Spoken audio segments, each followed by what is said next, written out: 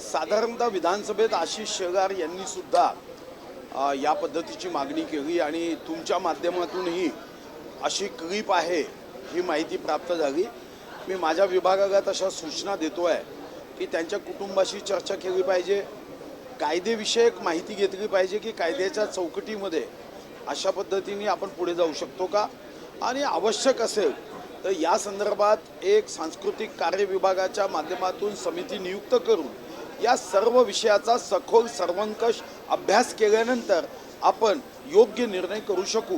आणि त्या दृष्टीने माननीय उपमुख्यमंत्री देवेंद्र फडणवीस यांनी सुद्धा सभागृहामध्ये ही बाब निश्चितपणे आम्ही तपासून पाहू असं सभागृहात आश्वासन दिलं।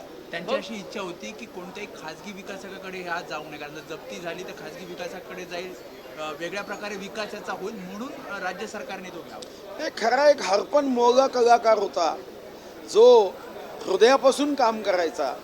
जो भी काम करो ईश्वर की अर्चना समझकर करो, ही अशा भावनेने त्यांनी कलाकृती उभी केली आहे। त्यांचा एक एक सेट हा ज्या चित्रपटासाठी वापरला गेला तर त्या चित्रपटाच्या यशामध्ये जसं त्या कलाकाराचं, नायक नायिका दिग्दर्शक याचं योगदान असायचं तसं यांचंही तेवढंच तोगामोगाचं योगदान असायचं।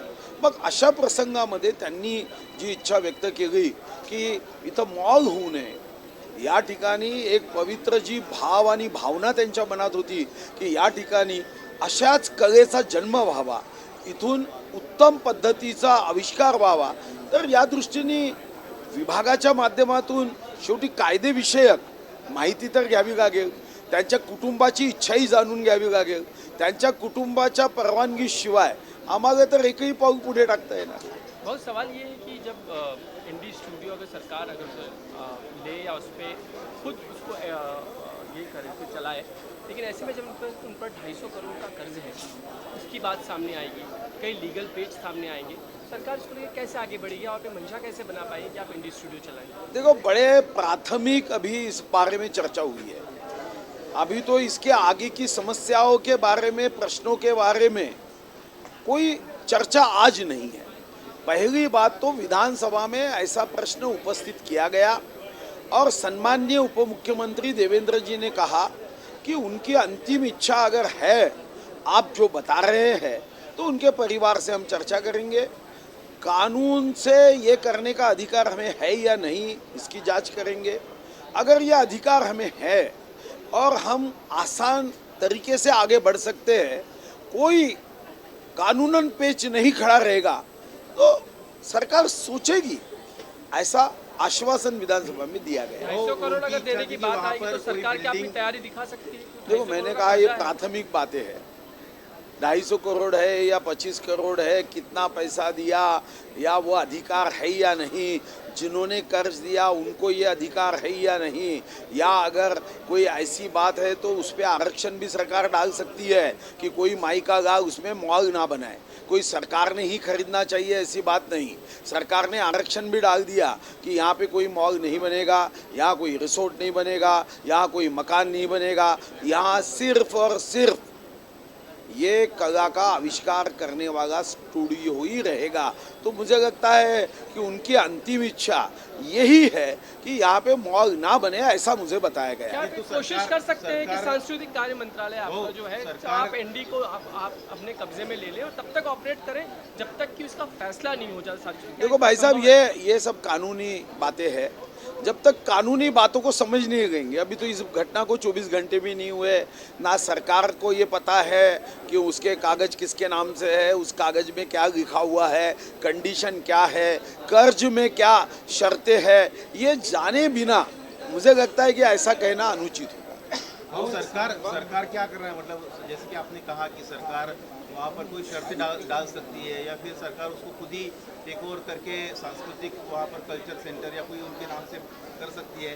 सरकार किस बारे में सोच रही है? देखो, अभी तो सरकार ने कुछ भी नहीं सोचा। विधानसभा में ये विषय उठाया गया और तब सम्माननीय उपमुख्यमंत्री देवेंद्र जी ने बड़े स्पष्ट रूप से कहा हम उनके परिवार के साथ बात करेंगे, कानून इसका अभ्यास करेंगे। कानून से भी तो देखना पड़ेगा ना, ये कानून हमें अधिकार देता है क्या, अधिकार प्रदान करता है क्या, उसके बाद ही मुझे लगता है कि इस विषय पे आगे बढ़ना उचित होगा या भाष्य करना उचित होगा। हम कुछ कह देंगे और कानून से हम कर नहीं पाएंगे तो मुझे लगता है कि ये भी कोई अच्छी बात नहीं हो सकती। एनआईए और एटीएस की लगातार कार्रवाई महाराष्ट्र में चल रही है आईएएस मॉड्यूल को वश करने के लिए। वही इन्वेस्टिगेशन में ये सामने आया है कि आरएसएस और बीजेपी के बड़े नेताओं को टारगेट किया जाना था आने वाले त्योहारों के मौसम में। कैसे देखते हैं जो इन्वेस्टिगेशन बाहर आई है और जो कार्रवाई की गई? नहीं देखो, बीजेपी के नेता हो, माननीय प्रधानमंत्री हो या बीजेपी के बाकी भी नेता हो, उत्तर प्रदेश के मुख्यमंत्री हो या महाराष्ट्र के भी कुछ मंत्री और कुछ नेता हो, ये टारगेट पे तो है। मगर ये बात भी सही है कि हमें भी धमकियां मिलती है, पर हम ये धमकियां मिलने के बाद कोई चैनल पे जाके नहीं बताते कि हमको धमकी मिली है। हम ये कोशिश करते हैं कि पुलिस तक पहुंच जाए जानकारी, और ये पुलिस का काम है, गृह विभाग का काम है कि ऐसी बातें पहुंचने के बाद उस धमकियों में कितनी सच्चाई है, सत्यता है। आपको भी मालूम है, माननीय नितिन गडकरी जी को धमकी दी गई थी और बाद में पता चला ये कि जनार्दन पुजारी के वो लोग हैं जो जेल में रहकर ये धमकियां देते हैं। तो भाजपा के कई नेताओं को धमकी दी जाती है, क्योंकि आप भी जानते हो कि राष्ट्रभक्त, देशभक्त ये हमारा भाव रहा है, और ऐसे समय में ऐसी धमकियां मिलती है मगर आप तक हम कभी पहुंचाते नहीं। मेरे भी गाड़ियों के नट बोल्ट निकाले गए थे, एक्सीडेंट होते होते जान जाते जाते हम बचे थे, पर हमने कोई पत्रकार परिषद लेके ये बात नहीं कही या विधानसभा में भी हमने ये बात नहीं की। हमने सिर्फ अपने पुलिस विभाग से बात किया, ऐसा ऐसा हुआ है, जांच करो। तो मुझे लगता है कि ये जांच पुलिस करती है, और कई मंत्रियों को भी ये बताया गया है, एटीएस ने भी बताया कि आप सभी अपने लोगों को सावधान रखो, क्योंकि ऐसा हो रहा है कुछ विदेशी शक्तियां, विदेशी ताकतें आप तक पहुंचने के लिए, आपके कोई दोस्त है, आपका कोई स्टाफ है, आपके नज़दीक पास जो लोग रहते हैं उनको कोई क्लिप भेज देते हैं या उनको कहते हैं कि अब ये जो हमने भेजा है उसको डाउनलोड करो, और डाउनलोड करने के बाद ये एटीएस ने बहुत लोगों को जानकारी दी है, और बाद में आपके आसपास अगर वो मोबाइल रहता भी है तो आपकी हर बात पाकिस्तान पहुंचती है। तो इसके लिए बहुत लोगों को सावधान किया गया है कि आपके मोबाइल में भी ऐसा कुछ आता है तो आप मत करिए, इसको ओपन मत करिए, और आपके सभी जो साथ में है उनको भी बताइए।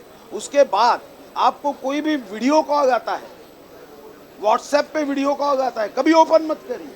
आप अगर कुछ सेकंडों के लिए भी ये खोल देते हो तो शायद बाद में आप ब्लैकमेलिंग के शिकार हो सकते हो, और अभी बड़ी मात्रा में उद्योग क्षेत्र के लोगों को भी ऐसा ब्लैकमेलिंग का शिकार किया जा रहा है, राजनीतिक नेताओं को किया जा रहा है, अधिकारियों को किया जा रहा है, उनके परिवार को हम ये भेजेंगे ऐसा बता के शिकार किया जा रहा है। अब ये बातें एटीएस के नज़र में आई है, और एटीएस ने भी कई नेताओं को, कई मंत्रियों को, कई अधिकारियों को ये सावधान किया है कि आप अपने आसपास के लोगों को सावधान करिए। आपको कोई भी लिंक भेजी गई गलती से भी ओपन मत करिए। इसमें पाकिस्तान, चाइना ये प्रमुखता से यहाँ से एक लिंक भेजी जा रही है, इसमें लिंक भेजी जा रही है, और गलती से भी ओपन कर रही तो आपके आसपास जो भी होगा वो वहाँ तक पहुँचे। वो एक सवाल है कि चेंबूर में आचार्य स्कूल है, उस स्कूल में 1 मई को सर्कुलर निकाला था स्कूल ने कि गणवेश जो है, जो ड्रेस कोड है उसी में लोग स्कूल में आए। उसके बाद 1 अगस्त से उस पर इम्प्लीमेंटेशन शुरू हुआ, अमल शुरू हुआ, लेकिन वहाँ के कुछ लोगों ने इस पर ऑब्जेक्शन लिया है। कांग्रेस और विपक्ष का ये कहना है कि ये सब इसके पीछे बीजेपी का हाथ है, क्योंकि कर्नाटक में उन्होंने ऐसी कोशिश की थी, अब भी कोशिश की जा रही है, जबकि आपके सहयोगी दलों का ये कहना है कि भाई हर इसकी संस्था का नियम कानून होते हैं, उसका वो पालन कर रहे हैं। देखो भैया, कांग्रेस ये एक सत्तांध पार्टी बन गई है, उनको सत्ता के बिना कुछ नहीं दिखता। वो एक अर्जुन था जिसको चिड़िया की आँख दिखती थी, ये अर्जुन के बाप है, इनको खुर्ची के बिना कुछ नहीं दिखता। बाकी इनको ना देश दिखता है, ना देश की एकता दिखती है, ना आत्मनिर्भर भारत दिखता है, ना विश्व गौरव भारत दिखता है, ना वसुधैव कुटुंबकम भारत दिखता है, भारत की हमारी ऐतिहासिक सांस्कृतिक विरासत नहीं दिखती।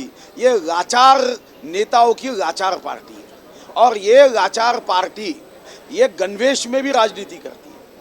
गणवेश ये हमें स्कूल में ये सिखाता है कि आप कोई भी जाति के हो, धर्म के हो, रंग के हो, वंश के हो, आप एक सूत्र, एक सुर, एक विचार के साथ शिक्षा आपने प्राप्त करनी चाहिए, ज्ञान प्राप्त करना चाहिए। इसलिए ड्रेस कोड है, चाहे वो अब्जोपति का बेटा हो या रिक्शे वाले का बेटा हो, एक ही ड्रेस में, एक ही रंग में वो रंगना चाहिए, एक सोच के साथ आगे बढ़ना चाहिए। ये सोच है।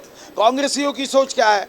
हर जात धर्म अलग होना चाहिए, हमें सत्ता मिलनी चाहिए, हमारा परिवारवाद रहना चाहिए, अमेरिका में जाके देश की निंदा नागस्ती करने का हमको अधिकार चाहिए, हम बीमार होंगे तो हम देश में इलाज नहीं करेंगे, हम विदेश में हम इलाज करेंगे, भ्रष्टाचार ये हमें संविधान का हमें दिया हुआ अधिकार है। ऐसी सोच रखने वाली वो कांग्रेस है। उनसे क्या सुनना है, सोचना है।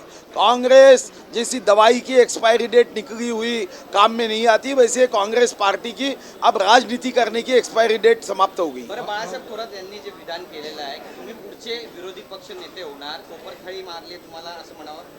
नाही, त्यांना आनंद घेऊ द्या ना। आज किती मोठी भविष्यवाणी त्यांनी केली, एवढी तर भविष्य पोपट सांगत नाही। भाऊ, जो सवाल था कि कल आप लोग की महायुति की मीटिंग होने वाली थी। आणि एनआयच्या ज्या भाजपच्या आणि संघाच्या नेत्याने काही धमकी आल्याचं माहिती आहे, तुमच्याही बाबतीत एक प्रसंग घडला होता, काय होतं? नाही, माझ्या बाबतीमध्ये माझ्या गाडीचे सर्व चाकाचे नटबोल्ट काढून घेतले होते आणि जेव्हा कंपनीमध्ये आम्ही माहिती घेतली होती की असं होऊ शकतं का, तर ते म्हणाले असं कधीच होऊ शकत नाही, की नटबोल्ट आपोआप डिगे होते आणि पोलिसाला आम्ही ते सांगितलं होतं। त्याच्यानंतर आता तिथं CCTV कॅमेरे सुद्धा लावण्यात आले आहे। अशा माझ्याच बाबतीत नाही, अनेक नेत्यांच्या बाबतीत धमक्या दिल्या जातात। साधारणतः आम्ही गृह विभागाला ते पत्र देतो, विधानसभेत याचा उपयोग साधारणतः करत नाही, कारण विधानसभेत उपयोग केल्यानंतर मग साधारणतः अशा धमक्या प्रत्येकाला येत आहेत आणि त्याची गंभीरता मग समाप्त होते की विधानसभेत आपण विषय मांडतो, जनतेला वाटतं की नेते लोक त्यांना आलेल्या धमक्या खऱ्या की खोट्या याचा विचार न करता असं मत मांडतात, असा साधारणतः भास होतो, भाव होतो। आणि या दृष्टीने म्हणून आमच्यापैकी अनेक नेते जेव्हा व्यक्तिगत रीतीने आम्हाला येऊन भेटतात, सांगतात की धमकी आली, तर आम्ही हेच सांगतो की आपलं काम आहे गृह विभागाला सांगितलं पाहिजे, लेखी दिलं पाहिजे आणि गृह विभागाला लेखी दिल्यानंतर शेवटी गृह विभाग आहे, गृह विभागाने त्याची योग्य सत्यनिष्ठ वस्तुनिष्ठ तपासणी करावी ही अपेक्षा असते। नितीन गडकरींना सुद्धा जनार्दन पुजारीच्या एका गँगच्या सदस्यांनी धमकी दिली, गडकरींनी सुद्धा मग ती पोलीस रिपोर्टमध्ये दिली, ठीक आहे, मग तो पोलीस रिपोर्ट काही लोकांना मिळाला म्हणून ती बातमी झाली। आता गडकरींच्या बाबतीमध्ये आपण पाहिलं, असं अनेक नेत्यांच्या बाबतीमध्ये होतं की भारतीय जनता पार्टीच्या अनेक नेत्यांना धमकी दिली जाते। आता ATSनी सुद्धा अनेक नेत्यांना, मग भाजपचे असो काही अधिकारी असो, हे सांगितलं आहे की तुम्ही सावधान राहा, पाकिस्तान आणि चीन अशा संदर्भामध्ये एक मोठं षडयंत्र करण्याचा प्रयत्न करताय। या षडयंत्रामध्ये आपण कोणी सापडू नये किंवा त्याच्यामध्ये फसू नये या दृष्टीने त्यांनी काही सूचना केल्या की तुम्ही तुमच्या आसपासच्या लोकांना सांगा कोणतीही लिंक आली तर ती ओपन करायची नाही, कारण अशा काही लिंक त्यांनी डेव्हलप केल्या आहे की ती ओपन केली आणि मग तो मोबाईल तुमच्या आसपास असेल तर तुम्ही जे जी चर्चा कराल ती ऐकू जाईल। ठीक आहे, याची भीती आम्हाला नाही, कारण आमची चर्चा ही राष्ट्र सेवेसाठी आहे, विकासासाठी आहे। आमची चर्चा ही काही अशी नाही आहे की ज्याचा उपयोग कोणी वाईट पद्धतीने करू शकेल, पण तरीही मला असं वाटतं की या दृष्टीने ATSने अनेकांना सांगितलं आणि त्या पद्धतीने अधिकारी, कर्मचारी, नेते, कदाचित विरोधी पक्षाच्याही नेत्यांना सावध केलं असावं। नाही, धमक्यांना आम्ही गंभीरतेने घेतो। आम्ही म्हणूनच या सर्व धमक्यांची माहिती आम्ही पोलीस विभागाला देतो। समजा गंभीरतेने घेणे म्हणजे मी बाहेर चौकात भाषणात मग धमकी आली हे सांगणं म्हणजे गंभीरतेने घेणे नव्हे, तर जी यंत्रणा आहे त्या यंत्रणेला माहिती पुरवणं म्हणजे गंभीरतेने। भाऊ, दो सवाल था कि कल आप लोग की मीटिंग होने वाली थी महायुति की, अचानक से पोस्टपोन कर दी गई, अगली तारीख कब है? दूसरा सवाल है कि क्या 11 तारीख को महाराष्ट्र में एक नई शपथ विधि होने वाली है क्या? नहीं, देखो ये कितने तारीख को शपथ विधि होगी ये तो मुझे नहीं लगता, ये मुख्यमंत्री जी का अधिकार है, उनसे ही प्रश्न पूछना चाहिए, नहीं तो केमिस्ट्री के पेपर में फिजिक्स का प्रश्न पूछे जैसा हो जाएगा। तो आप ये प्रश्न हमें मत पूछिए, इसके आगे आप मुख्यमंत्री जी ही इसका अधिकार है और मुख्यमंत्री जी बताएंगे कब शपथ होगा और बाद में आपको यादी भी देंगे कौन शपथ लेंगे और किसको क्या विभाग का बंटवारा। महायुति की अगली मीटिंग कब होगी? महायुति की अगली मीटिंग महायुति की अगली मीटिंग जल्द से जल्द होने वाली है, क्योंकि हम सब मिलकर हमारे तीनों जो प्रमुख पार्टियां इसमें हैं और जो हमारी बाकी मित्र पक्ष है, हम एक साथ के में बैठकर 2024 लोकसभा इस बारे में चिंतन करने वाले हैं। मगर ये चिंतन में प्रमुख भाग ये है कि हम चुनाव जीतने के लिए चिंतन नहीं करने वाले। तो चुनाव ये हमें बाय प्रोडक्ट है लोगों का दिल जीतने के लिए। अगले चुनाव तक हमें कौन सी योजना बनानी है, कौन सी योजनाओं को अमल अच्छे ढंग से करना है और लोगों के हृदय तक पहुंचाने के लिए हमें सरकार की नीति और नियमों को, योजनाओं को पहुंचाने की व्यवस्था कैसी खड़ी करनी है, ये व्यवस्था होगी। इसके पहले भी हमारे समन्वय समिति की बैठक माननीय उदय सामंत जी के यहाँ हुई है। अब दूसरी बैठक भी शायद 8-10 दिन में हो जाएगी। बरं, सुधीर भाऊ, जयंत पाटलांनी जे भाषण केलं त्यामध्ये ते म्हणतात की विरोधी पक्ष नेत्याच्या खुर्चीची खरं तर पूजा करायला हवी, कारण या खुर्चीवर जो बसतो यानंतर त्याचं प्रमोशन दुसऱ्या खुर्चीवर होतं, म्हणजे मोठ्या खुर्चीत होतं। अजितदादांना कुठेतरी त्यांनी टोला लगावला, मुख्यमंत्र्यांनाही फॉर्म्युला विचारलं की काय करायला त्यांनी स्वतः टोला लगावला की स्वतःसाठी इच्छा व्यक्त केली की विरोधी पक्ष नेता जर जयंत पाटील झालेत तर त्यांचा मार्ग सहज सोपा होतो।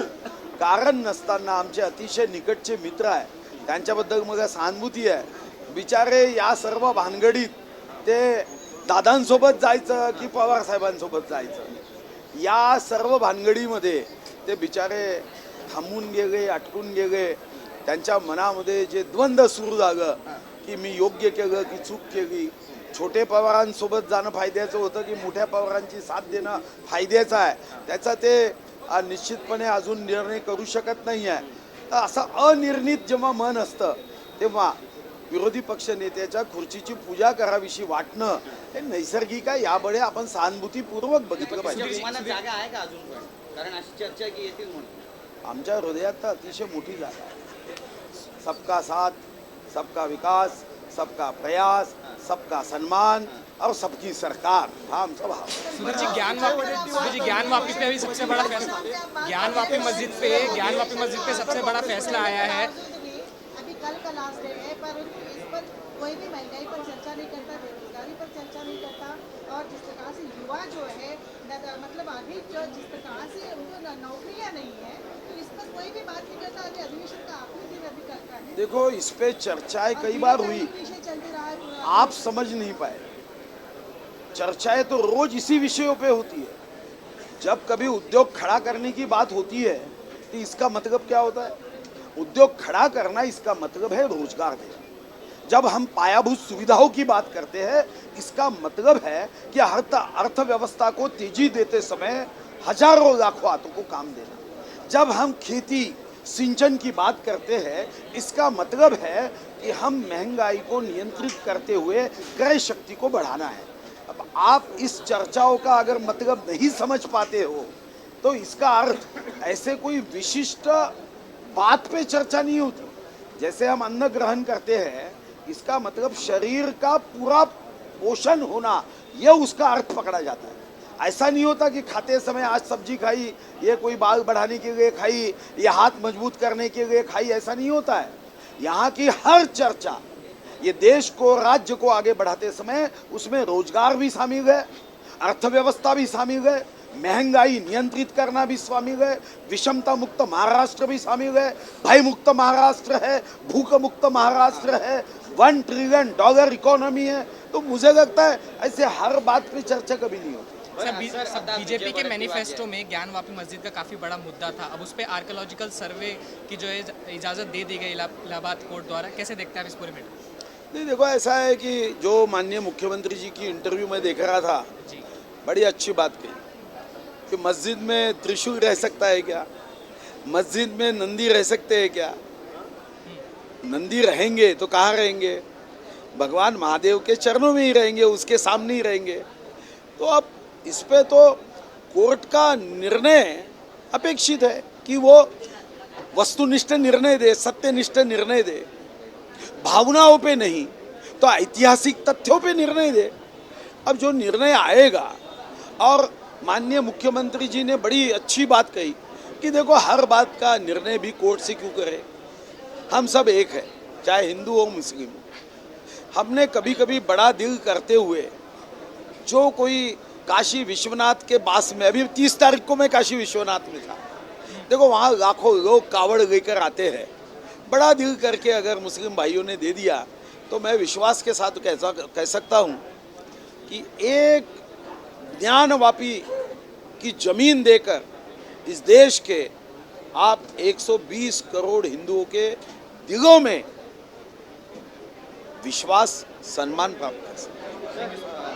विजय वडेट्टीवार आता विरोधी पक्ष नेते झाले, त्यामुळे आता पुन्हा चर्चा सुरू झाली की हिस्ट्री रिपीट होणार का, म्हणजे इतिहासाची पुनरावृत्ती होणार? आता यावर मी काय मत मांडेल? आता हे खरं आहे की या अगोदर जेवढे विरोधी पक्ष नेते झाले ते विरोधी पक्ष नेते त्यांचा प्रवास इकडच्या बाकातून सत्तारूढ बाकाकडे झाला. आता हे खरं आहे. आता विधानसभेमध्ये साधारणतः प्रथा परंपरेचा सन्मान केला जातो. प्रथा परंपरा ज्या आहे त्या मोडू नये असं सांगितलं जातं. आता याच प्रथा परंपरेचा जर हा भाग झालाच तर मला वाटतं काय होईल सांगता येत नाही. पण त्यांचं स्वतःचं मत तुम्ही जाणून घ्या किंवा त्यांच्याकडे रेकॉर्ड करून घ्या की आयुष्यात या जन्मात नव्हे पुढच्याही जन्मात मी त्या महायुतीमध्ये जाणार नाही असं जाणून घ्या.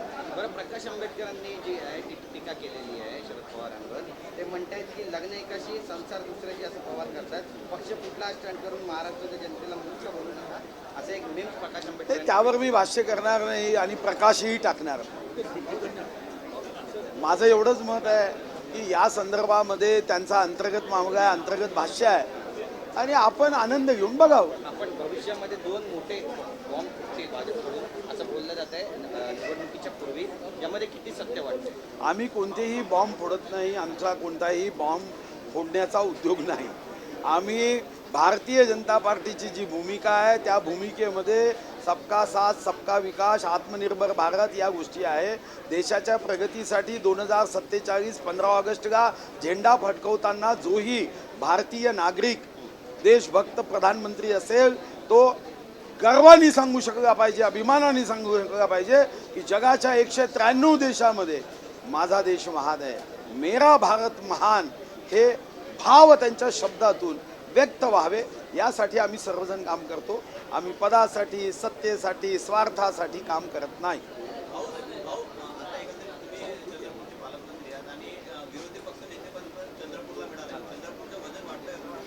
चंद्रपूरचं वजन नेहमीच वाढलं आहे. स्वतः राष्ट्रीय स्वयंसेवक संघाचे सरसंघचालक हे चंद्रपूरच्या महामानव विश्वरत्न भारतरत्न डॉक्टर बाबासाहेब आंबेडकरांनी देशात 2च ठिकाणी दीक्षा दिली, नागपूर आणि चंद्रपूर. जगात 193 देशात 14 देशात वाघ आहे. सर्वात जास्त वाघ चंद्रपूर जिल्ह्यात आहे, जगात कोणत्याही भागात नाही. वाघाची भूमी आहे आणि इथं सोमवार ते रविवार आता जिथं वार आहे तिथं विरोधी पक्ष नेताही वार आहे, मी वार आहे. त्यामुळे चांगलेच दिवस येईल, चांगलेच वार येतील यावर विश्वास ठेवा.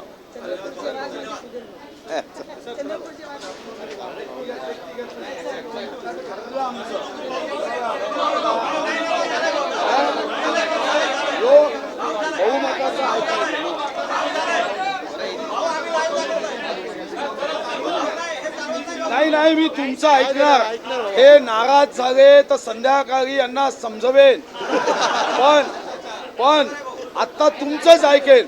बहुमताचा आदर करायचा आणि यांची अवस्था सध्या काँग्रेस सारखी आहे, दोघेच जण आहे. एबीपी माझा, उघडा डोळे बघा नीट.